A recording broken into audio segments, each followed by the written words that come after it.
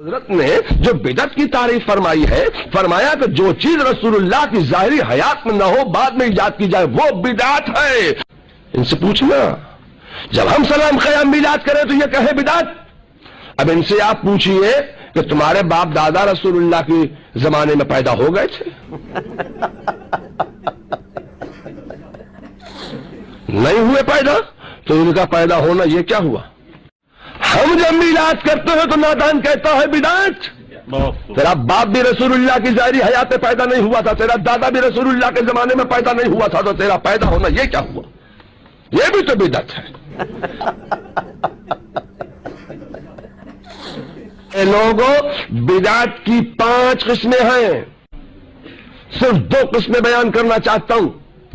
ایجاد کیا برا طریقہ تو اس کا ایجاد کرنے والا گناہ پائے گا اور اس کا عمل کرنے والا بھی گناہ پائے گا، اور ایجاد کیا اچھا طریقہ تو اس کا ایجاد کرنے والا ثواب پائے گا اور اس کا عمل کرنے والا بھی ثواب پائے گا۔ یہ بدعت کی تعریف ہے۔ کیا صحابہ نے ایسا کیا؟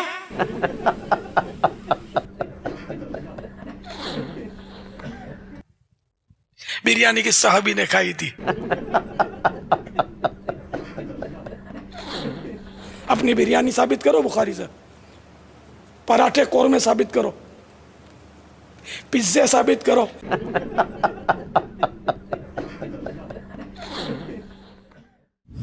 علی بھائی بریلوی حضرات بدعت کرتے ہیں لیکن جب کچھ کہتے ہیں تو بدعت حسنہ کہتے ہیں۔ اس میں میری ویڈیو ریکارڈ ہے کہ بدعت حسنہ ویسے اب کہنا چھوڑ گئے ہیں۔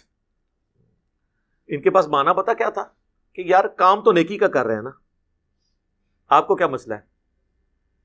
ہم کہتے تھے نا یار یہ قبر پہ اذان کیوں دیتے ہو؟ کہتے ہیں یہ اذان دینا گناہ کا کام ہے۔ تو کہنا ہاں یار ان کے جواب دے گے نا۔ تو اسی طرح شریعت نے اذان قبر کا منع نہیں کیا تو جائز ہو گیا۔ جواب ہم دیتے ہیں آپ کو، ان کو کہ یہ آپ جنازے کی اور عید کی اذان کیوں نہیں دیتے؟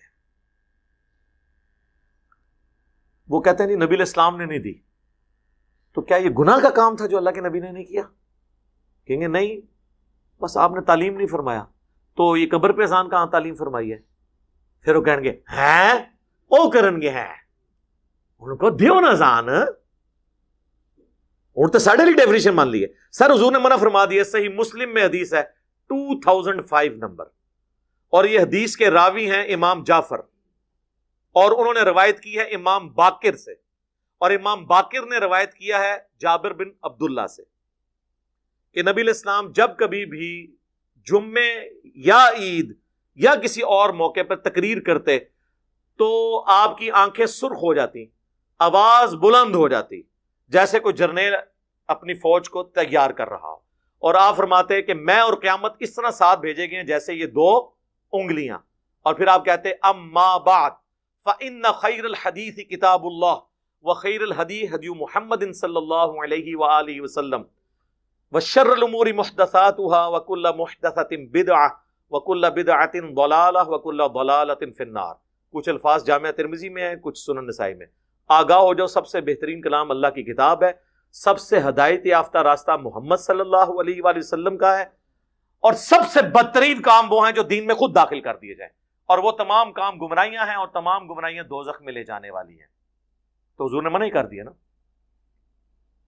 کہ محمد صلی اللہ علیہ وآلہ وسلم کا طریقہ بہترین طریقہ ہوگا، اور بدترین کام وہ ہیں جو دین میں داخل کر دیے جائیں خود سے۔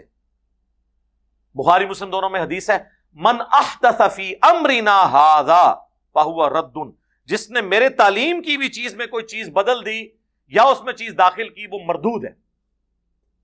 تو فوراً آپ کو مثالیں دیں گے کہ جی یہ جو آپ نے لائٹیں لگائی ہوئی ہیں، ہم ان بتیوں اور بلبوں کی روشنی میں بیٹھے ہوئے ہیں، ان دنوں پنکھے بھی نہیں تھے، اب پنکھے کجا اے سی کا سلسلہ ہے، اے سی کا ڈبہ بھی اب پرانی چیز ہو گئی، اب تو سینٹرل اے سی کا نظام چل پڑا ہے، پوری عمارتیں فل ایئر کنڈیشنڈ ہوتی ہیں۔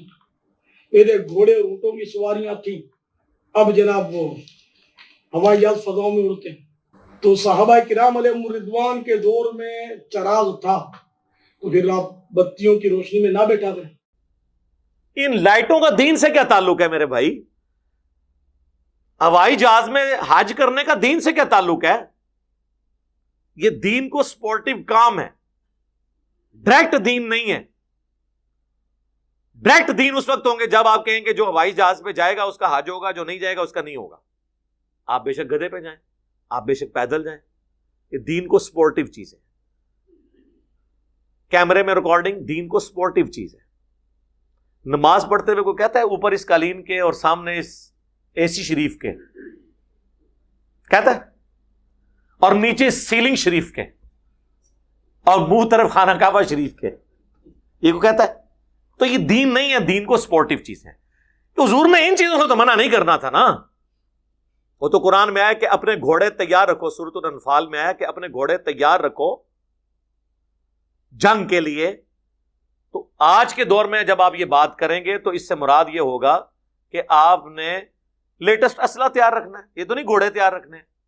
وہ تو جنرل بات ہوتی. تو یہ تمام چیزیں ہیں دین کو سپورٹنگ.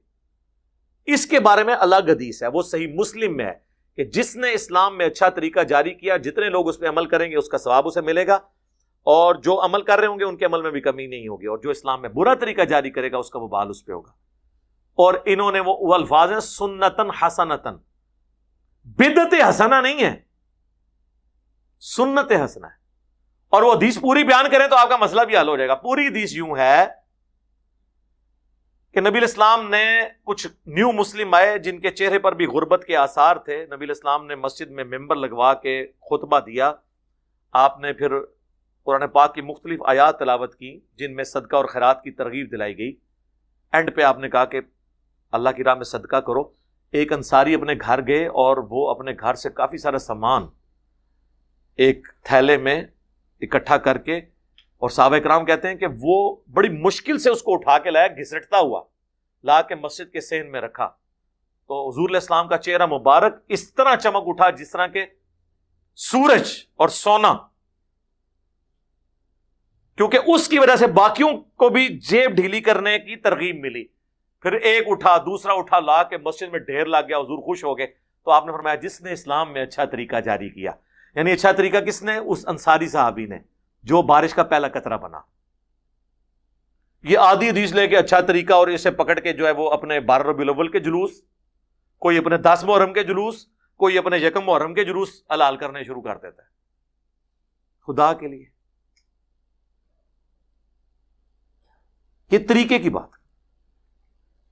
پھر کوئی جو ہے وہ حضرت عثمان کی مثال دیں گے. جی صحیح بخاری میں حضرت عثمان نے جمعے کی دوسری اذان شروع کروائی.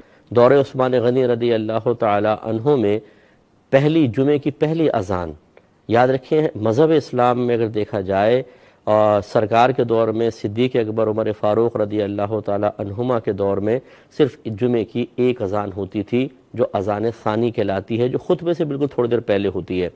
یہ پہلی اذان کی ایجاد حضرت عثمان غنی رضی اللہ تعالی عنہ نے کی تھی. سر کدھر نہیں لکھا، بخاری شریف کھول کے پڑھو. وہ دوسری اذان ان ایڈیشن ٹو 1 نہیں تھی، وہ 1 کے پیرلل 1 تھی، جیسے مکبرین ہوتے ہیں. وہ الفاظ ہیں بخاری میں کہ حضرت عثمان غنی رضی اللہ تعالیٰ عنہ نے مدینے کے بازار میں ایک اذان شروع کروائی، کیونکہ بازار تک آواز نہیں جاتی تھی.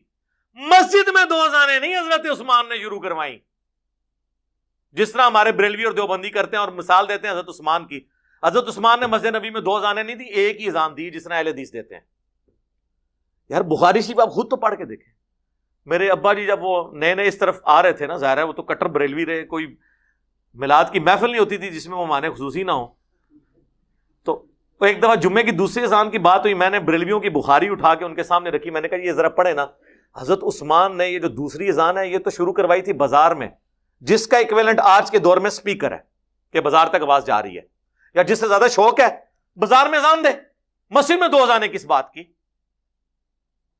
تو میرے ابو کہنے لگے یار اس معاملے میں بھی انہوں نے ہمیں دھوکہ دیا ہوا ہے. ہمیں تو پوری زندگی اہل حدیثوں کے خلاف کرتے تھے کہ حضرت عثمان دی دوسری اذان نہیں مندے. وہ حضرت عثمان لی اذان ہوئے تھے اہل حدیث مندے نا. میں کو اہل حدیث کا یہاں پہ سپورٹر نہیں بیٹھا ہوں، جو سچی بات ہے میں اس میں سپورٹ کرتا ہوں. سعودیہ میں ہوتی ہیں، سعودیہ میں چھوڑ کے کعبے کے اندر بھی ہو رہی ہوں، کیا فرق پڑتا ہے؟ کعبے میں ان کو 2 جمعے کی اذانیں نظر آ رہی ہیں، تو کعبے کے اندر جو 5 وقت اکیری اقامت ہوتی ہے وہ نہیں نظر آتی، اونچی آمین نہیں نظر آتی، رفع الیدین نہیں نظر آتا. دو چیزیں ہی نظر آتی ہیں، ایک 20 تراویح، اور وہ بھی صرف مکہ مدینے کی 2 مسجدوں میں، باقی پورے سعودیہ میں 8، مکہ یونیورسٹی میں ام القرآن میں بھی 8، مدینہ یونیورسٹی میں بھی 8، ایون باب العمرہ خانہ کعبہ شریف کے بالکل ساتھ جو اس کا دروازہ ہے نا باب العمرہ، اس کے باہر ایک چھوٹی سی مسجد ہے، وہاں بھی 8 تراویح ہوتی ہے. اور یہ تو انفیوں کی وجہ سے انہوں نے وہ بھی 2 امام مقرر کر کے 10+10 کی ہوئی تھی. یہ دلیل تو نہیں، دلیل تو کتاب و سنت ہے میرے بھائی، کتاب و سنت. کبھی کوئی مثال دے دیں گے، کبھی وہ کہیں گے جی حضرت عمر نے تراویح کی جماعت شروع کروائی تو اس میں کہا کتنی اچھی بدعت ہے. دین یا دنیا میں کوئی بھی نیا کام ایسا ایجاد کیا جائے جو دین کی تقویت و ترقی کے لیے ہو، لوگوں کو دین کی طرف مائل کرنے کے لیے ہو، اگرچہ اس کے پہلے مثال، اس کی کوئی پہلے مثال یا اس کا کوئی نمونہ پہلے موجود نہ ہو، اسے بدعت حسنہ کہا جائے گا. جیسے حضرت عمر فاروق رضی اللہ تعالی عنہ نے اپنے دور میں تراویح با جماعت قائم کرنے کا اہتمام فرمایا، اور آپ نے اس کی جماعت کو دیکھ کر یہ جملہ ارشاد فرمایا کہ نعمت البدعۃ ہذہ، یہ کیا ہی اچھی بدعت ہے. حضرت عمر نے کون سی بدعت کی تھی اس میں؟ وہ تو بخاری مسلم میں اما عائشہ کا قول موجود ہے سلام اللہ علیہا کہ نبی علیہ السلام کے مبارک زمانے میں نبی علیہ السلام اہتمام 3 دن آپ نے کیا، اس کے بعد جب لوگوں کا رش ہوا تو آپ نہیں نکلے حجرے سے، اور صبح فجر کے وقت نکلے اور فرمایا مجھے خدشہ ہے کہ تم پہ کہیں فرض نہ کر دی جائے، اس لیے میں نے گھر میں پڑھی، تم اپنے گھروں میں ہی نماز ادا کر لیا کرو تراویح کی، تاکہ فرض نہ ہو. اما عائشہ کہتی ہیں حضرت ابوبکر نے بھی یہ کام نہیں کیا، جو مسجد میں پڑھنا چاہتے تھے ٹولیوں کی شکل میں پڑھ لیتے تھے، جو گھر پڑھنا چاہتے تھے پڑھ لیتے تھے. پھر حضرت عمر کے بھی شروع کے سال اسی طرح گزرے. پھر حضرت عمر ایک دن مسجد میں آئے تو دیکھا کوئی ٹولیوں کی شکل میں یہاں جماعت کرا رہا ہے، کوئی یہاں پہ کرا رہا ہے، کوئی وہاں پہ کرا رہا ہے. تو بخاری کے الفاظ ہیں، انہوں نے کہا میں کیا یہ اچھا ہو کہ انہیں ایک امام کے پیچھے جمع کر دوں. تو حضرت تمیم داری اور ابی ابن کعب کی ڈیوٹی لگائی کہ تم دونوں ان کو پڑھایا کرو تاکہ ایک امام کے پیچھے پڑھیں. اور الموطا امام مالک میں گولڈن چین سے موجود ہے، انہیں حکم دیا کہ 11 رکعتیں پڑھیں، 3 وتر اور 8 تراویح، گولڈن چین سے.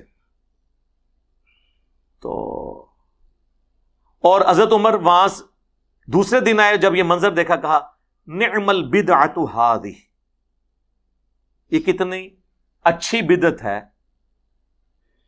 اب وہ کہتے ہیں نہیں اس کا مطلب ہے آپ اب جو مرضی کریں. پہلی بات ہے خلفاء راشدین کی تو سنت کی پیروی کا ہمیں حکم ہے، علیکم بسنتی وسنت الخلفاء الراشدین المہدیین. خلفاء راشدین کا وہ کام جس پہ صحابہ کا اعتراض نہ ہو وہ بدعت ہے ہی نہیں، وہ سنت ہے. ہاں جب صحابہ اعتراض کریں وہ اپنا ڈسین بدل لیں، وہ الگ بات. اس سے بابوں کی بدعتیں کہاں سے ثابت ہوئی؟ دوسرا، یہ بدعت انہوں نے اصطلاحی معنوں میں نہیں کہا، جو دین کی اصطلاح، یہ لغت کے معنوں میں، سنت کو رینیو کرنے کے معنوں میں. بدعت تو تب ہونا جب نبی علیہ السلام یہ کام نہ کرتے ہوں. حضور نے 3 دن تو تراویح جماعت سے پڑھی نا، تو تراویح جماعت سے پڑھنا کیا ہوا؟ سنت. حضور نے زندگی میں کوئی ایک دفعہ بھی کام کیا اور اس سے منع نہیں فرمایا وہ کوئی شخص روزانہ کرے. کیا حضور علیہ السلام ہر وقت پگڑی باندھتے تھے؟ روزانہ پگڑی میں ہی نماز پڑھاتے تھے. لیکن الیاس قادری صاحب کو میں نے 40 سالوں میں بغیر پگڑی کے نہیں کبھی دیکھا. تو اب ہم یہ کہیں گے یہ بدعت کر رہے ہیں؟ نہیں، ٹھیک ہے، وہ چاہتے ہیں ہم روزانہ کریں، ٹوپی نہیں وہ پہننا چاہتے، ان کی مرضی ہے. لیکن ونس جب 3 دن حضور نے پڑھی تو حضرت عمر نے کوئی نیا کام نہیں کیا. حضور علیہ السلام بھی ایک امام تھے، آپ کے پیچھے لوگ مقتدی نماز پڑھتے تھے. حضرت عمر نے بھی دوبارہ ایک امام پہ متفق کیا بجائے ٹولیوں کی شکل میں. وہ ٹولیوں کی شکل میں کرتے تھے، کوئی ایک حافظ 10 بندے لے کے کھڑا ہو گیا اپنا ایک قرات. ظاہر ہے ہر بندہ ایک طرح کا تو نہیں نا، کہ کچھ لوگ کہتے ہوں گے ہم نے روزانہ کا اتنی صورتیں پڑھنی ہے، کوئی کہے گا اتنی پڑھنی ہے، تو ہر بندے کا اپنا ہے. اس طریقے سے اس سے وہ بدعت ثابت کر رہے ہوتے ہیں. تو اس طریقے سے بدعت ثابت نہیں ہوتی، بدعت حسنہ اور وہ یہ کہانی ہے صرف ان کی.